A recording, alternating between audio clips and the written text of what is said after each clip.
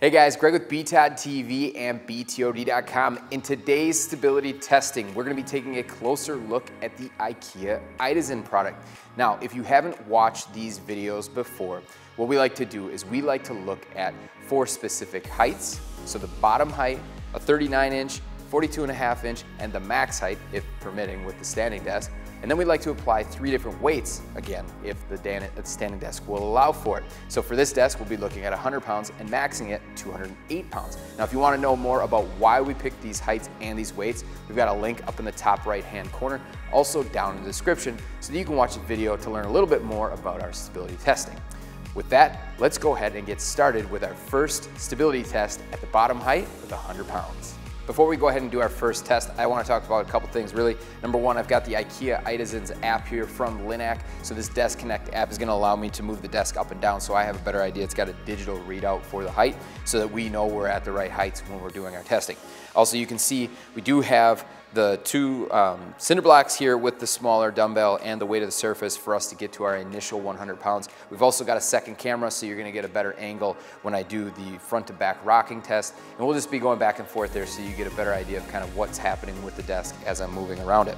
With that, we're going to start at the bottom height here. So it's about 24.5 inches with the surface we've got today. So that'll really vary depending on your surface that you decide to use.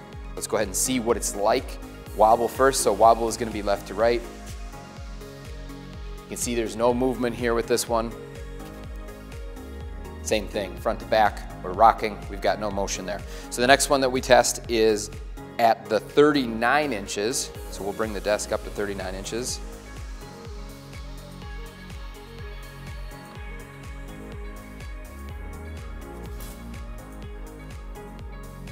So you can see there's more movement there.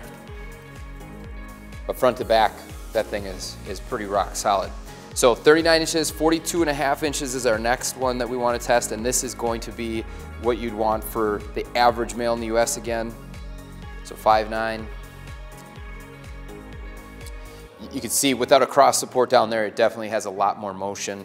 But front to back, with the design of this frame, this desk is really solid. And that's actually what we found when we were using the wobble meter on this desk. It's the most stable front to back desk that we've tested. And now the final is just the max height, so I can use the paddle for this.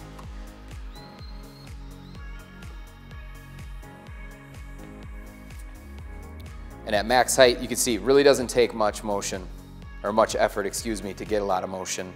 A lot of movement there. But front to back, well, there's some movement, definitely worse than it was, it's still really, really good. So the next one we're going to jump into is going to be the max capacity, which is 208 pounds. So for our final test with the Ikea Idasen, because it does max out under, well, right around the 200-pound range, we're going to be going with a 208-pound max. We're going to see how it starts at the bottom here, and then we'll go through the rest of the heights and give you a better idea.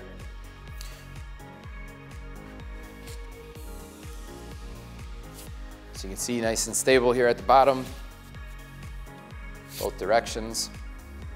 Now when we move this up to the 39,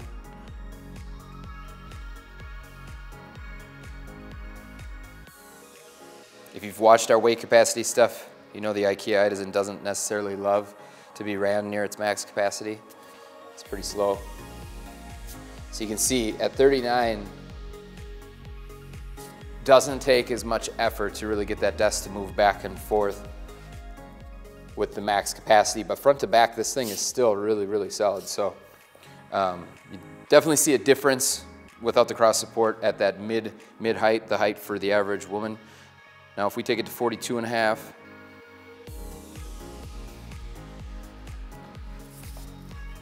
same thing here, you know, it doesn't really take a lot to get this thing to go with that much weight on the surface.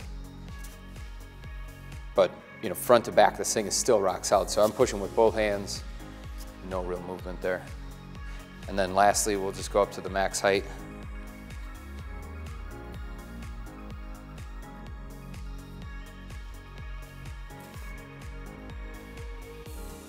And this is definitely going to be the worst for stability with this thing left to right, or wobble.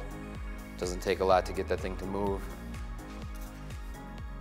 And then front to back, this is where you're going to start to see some, you can see the overlap in the columns is an issue, and you can actually see the columns if you're close enough, you can see the columns moving.